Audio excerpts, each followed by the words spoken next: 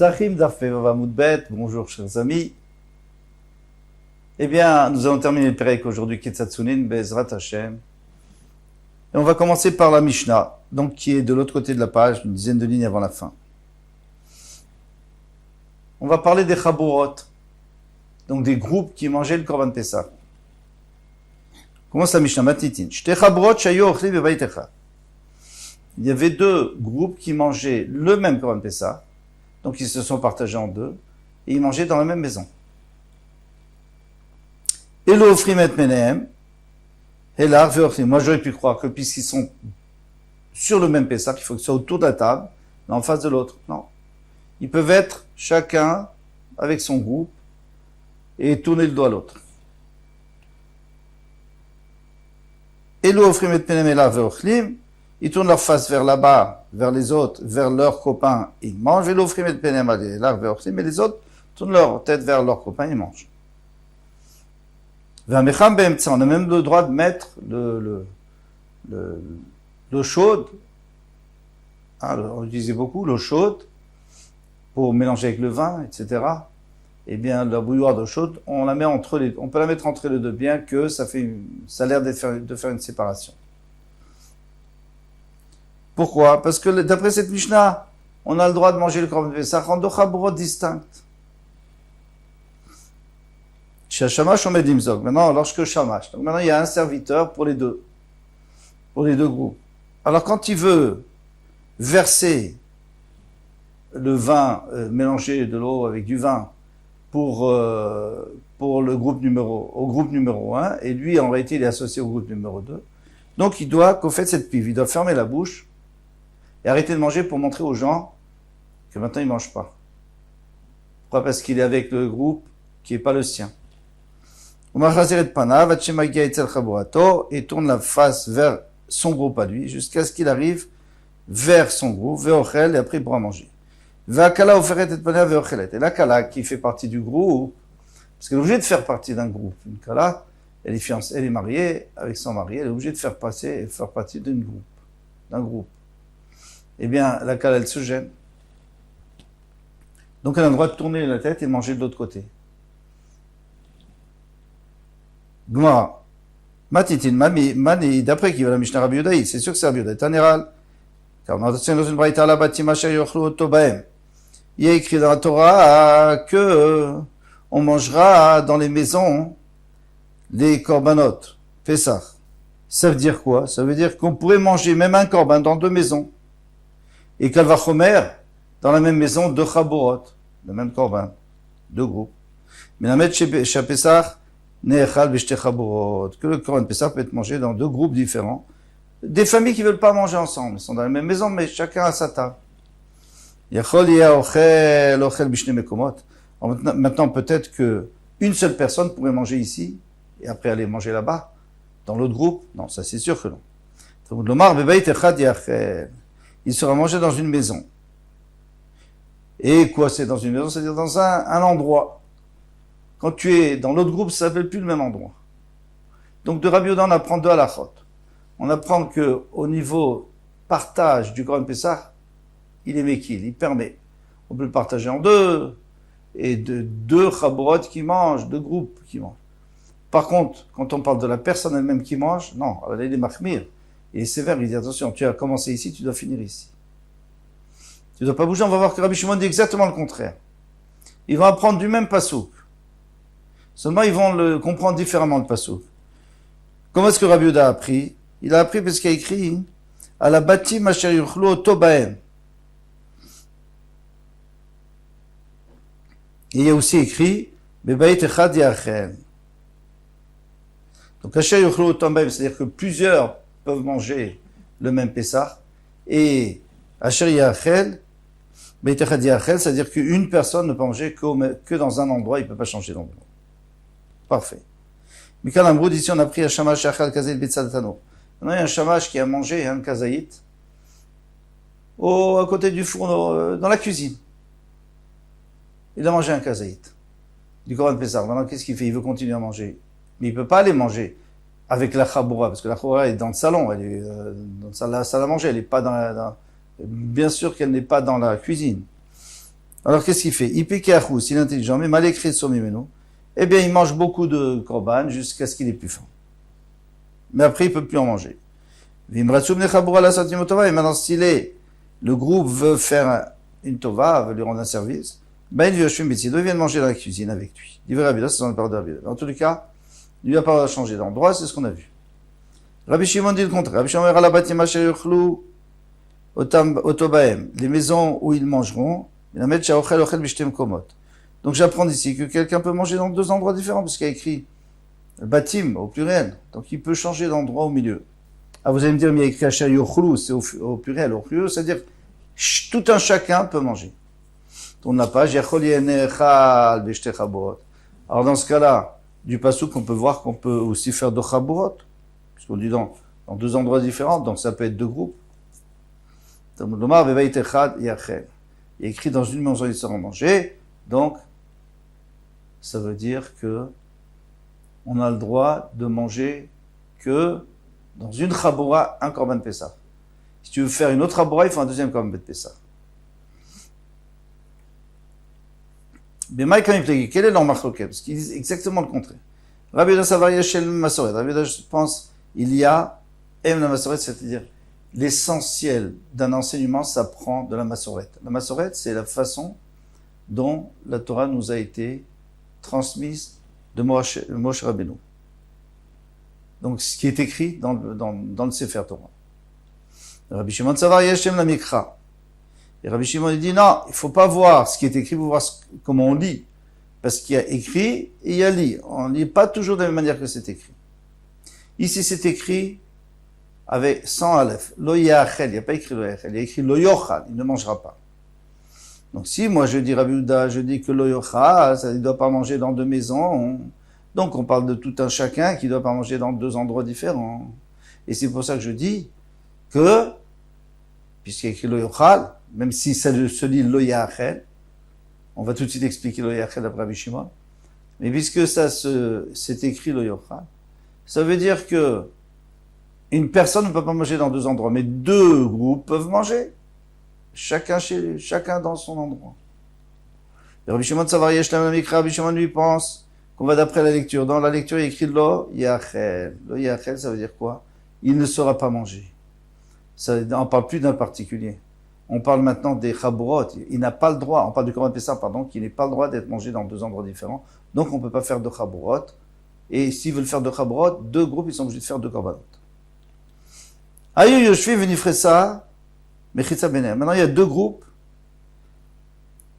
qui sont en train de manger, dans le salon, chacun à part, et d'un seul coup, quelqu'un a étendu une mechitza, une cloison entre eux. Ils ont mis une mechitza entre eux. Comme on fait souvent dans les mariages, il y a des mechitzot qu'on roule, c'est des genres de panneaux qu'on roule sur roulette et pour séparer. Alors ici aussi, ils ont fait cette séparation. Les livres à Omer Pessar Nechal Bishte Chaborot, selon Rav Yehuda qui dit qu'on peut manger le Korban Pessar dans deux Chaborot, Ochlim, ils ont le droit de continuer à manger. Pourquoi? Parce qu'on est deux Chaborot. Alors d'accord, on est dans deux endroits différents, ça dérange personne. On était dans la même salle à manger, mais on l'a coupé en deux. Donc on est dans deux salles à manger différentes. Livre à Omer, d'après Rabbi Shimon qui a dit Ana Pessar Nechal Bishte Chaborot, on n'a pas de manger dans deux groupes. En Ochlim, ils doivent s'arrêter de manger. Parce que maintenant ils sont séparés, donc il faut enlever cette mechitza. Le contraire maintenant. Ils étaient assis tranquillement, en train de manger, chacun dans son coin. Et on a enlevé la mechitza. Donc maintenant, ils se retrouvent chacun dans un salon. Avant, ils étaient chacun dans son salon. Il y avait deux salons. Maintenant, il y en a un seul. Donc chacun, on peut dire qu'il a un peu changé d'endroit. Il dit vrai, sur celui qui dit que quelqu'un qui mange, doit manger dans deux endroits différents. Qu'est-ce qui dit ça? C'est Rabbi Shimon. Il dit qu'on peut manger dans deux endroits. Ochlim, ils peuvent ils continuent à manger, même s'ils ont plus ou moins changé d'endroit, entre parenthèses. Il dit, d'après Rabbi Yehuda, qui dit qu'on n'a pas le droit, on n'a pas le droit de continuer à manger. Yativ Rav Kana kapashit le mifshad. Rav Kana dit, c'est pas chou ce que vous avez dit, c'est vrai. Tout ce que vous avez dit là, c'est juste. Les Ravashi, Rav Kana, Vetiba et la Kebaya. C'est pas du tout évident que dans un cas, tu verras que Rabbi Yehuda dira Moutar et Rabbi Shimon dira Assour. Dans l'autre cas, il dira exactement, Rabbi Shimon dira Moutar et Rabbi Yehuda dira Assour. C'est l'ouk mechitza, ve'asiat mechitza, mi avec eshtem komot, ou kishtecha borot dami, olo. Est-ce que le fait de mettre une mechitza, ou d'enlever une mechitza, est-ce que ça s'appelle deux endroits, ou ça s'appelle au compte deux chaborot? Eh bien ça, pas évident. Tekou, lui, il reste en, Tekou, ça dit reste en question. Il a pas de preuve que ça change quelque chose, le fait qu'on ait rajouté une mechitza, qu'on ait enlevé une mechitza. Akala offert de manière. Maintenant, on avait dit que la Kala, c'est pendant 30 jours, 30 jours après le mariage. Eh bien, elle se gêne. Maïtama, pourquoi elle tourne la face? Elle a honte. Elle a honte de manger devant tout le monde. Alors elle se tourne, elle mange de l'autre côté. Et on va voir que nous aussi, parfois, on le fait. On n'a pas envie de manger devant tout le monde. Ravuna, le fils de Rav Natan, il était une fois invité, ou de passage, chez Rav Nachman bar Yitzhak, qui était son maître. Quoi, le Rosh Yeshiva. Amroulé Mashimcha. Non, c'est pas son maître, c'est le Rosh Yeshiva. Comment tu t'appelles? Donc, il connaissait pas les gens, donc la famille de Rav Nachman bar Yitzhak et ses serviteurs. Ils lui ont dit, comment tu t'appelles? Pour savoir qui tu es. Amarlou, il aurait dit Ravuna, je m'appelle Ravuna. Amroulé. Amrou, ils ont dit, Netivmar Apuria, si tu t'appelles Ravuna, donc il faut te mettre sur le canapé, pas sur le banc, comme les gens simples. Yativ, il s'est assis, il n'a pas fait de manière. Ouais, d'accord, je m'assis sur le canapé. Il a voulu Kassa, ils lui ont donné un verre.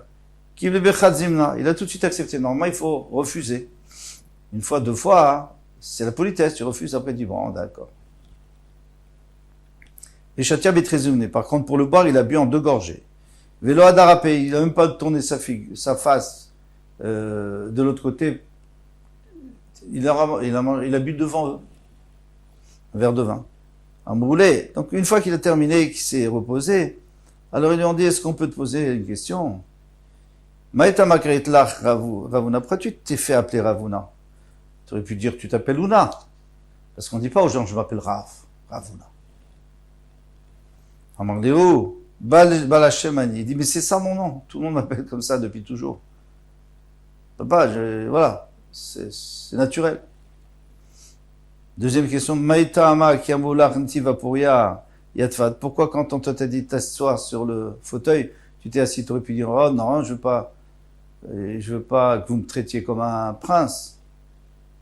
Alors lui, il a dit, Kolmad chez Omar Lecha Balabait assez. Tout ce que le Balabait te dit, fais. T'as une obligation de faire tout ce que le Balabait te dit. Alors ici, ils ont mis entre parenthèses route mitsé parce que ça ne nous concerne pas ici. Mais dans un autre endroit, quand on parle du Balabait, on dit tout ce qu'il te dit, sauf sortir. Alors, le pshat le plus simple, c'est, ça il faut pas attendre qu'il te le dise, parce que sinon il va jamais te dire de sortir. Sauf si vraiment t'exagères. Mais en règle générale, voilà. Donc, chut mitzé. Mais un autre pshat, du marchat très joli, qui dit, chut mitzé, sauf s'il te dit va sortir les poubelles. Tout ce qu'il te dit de faire à la maison, même si tu débarrasses la table, tu débarrasses.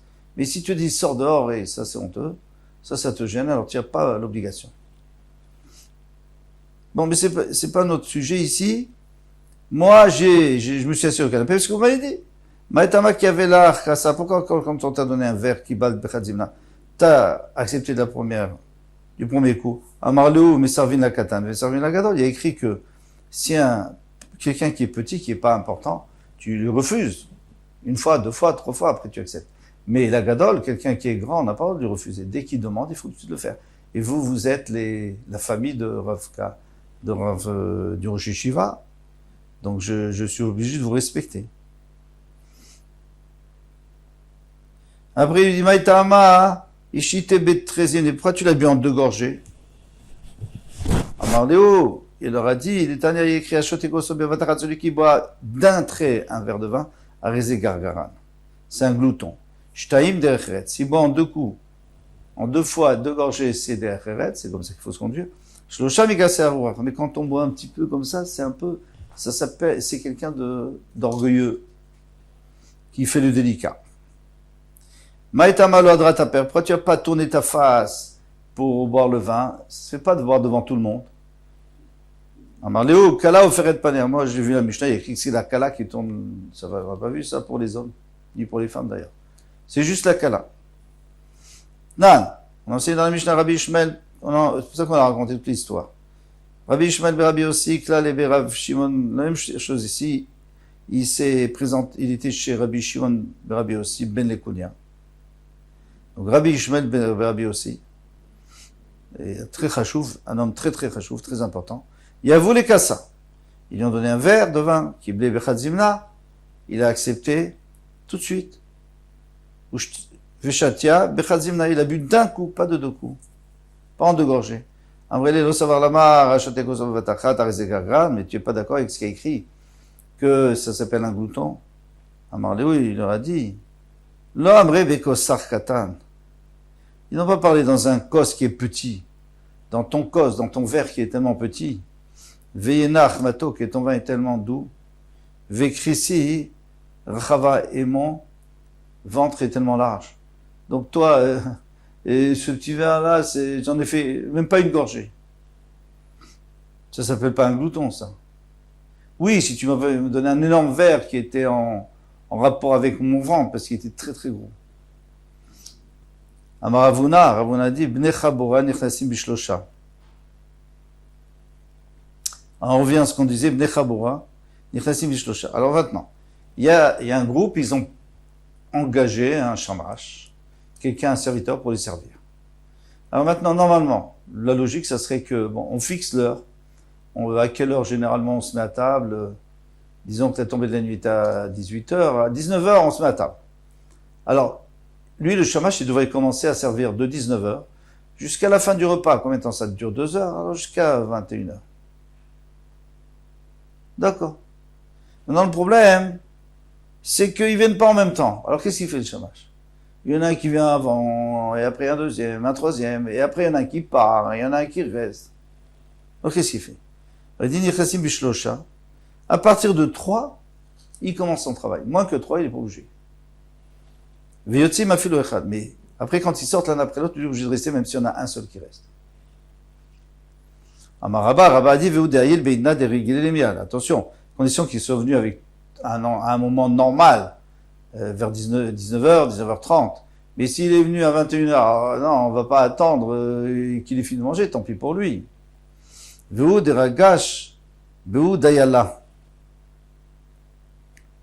Et ça, c'est à condition qu'on lui dise, quand on a dit que jusqu'au dernier, il est obligé de rester le shamash, c'est si on lui a dit à l'avance, tu sais, on part pas tous ensemble. Amaravina v'notim sachar damim. Ravina dit que ceux qui sortent en premier, oui, eh bien, ils doivent lui payer, bien sûr. Alors, si c'est Yom Tov, ils lui payent pas, ils lui paieront après. Mais celui qui était resté en dernier, il sera obligé de rajouter un peu d'argent parce qu'il a travaillé plus longtemps, les heures supplémentaires. Mais la lacha n'est pas comme ça, c'est pas vrai. Il devait servir tout le monde, il est obligé de servir tout le monde, et s'il y en a un qui mange un peu plus lentement, eh bien, tant pis pour le shamash. Adran alar, Ketsat Solim, on a terminé Ketsat Solim. Et on va commencer, Aïcha, la femme. Et comment est-ce qu'elle fait la femme? Quel korban Pessah elle mange? De son mari, de son père, etc. Kol tuva demain, Bezat Hashem.